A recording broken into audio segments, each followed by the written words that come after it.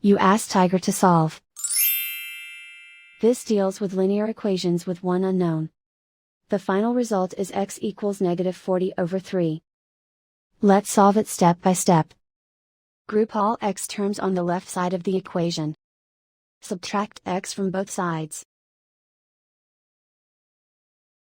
Group like terms. Simplify the arithmetic.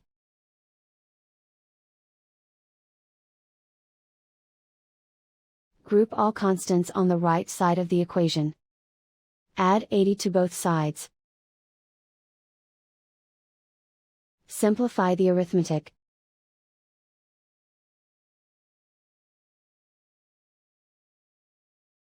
Isolate the x. Divide both sides by -6. Cancel out the negatives. Simplify the fraction. Move the negative sign from the denominator to the numerator. Find the greatest common factor of the numerator and denominator. Factor out and cancel the greatest common factor. And so the final result is x equals -40/3.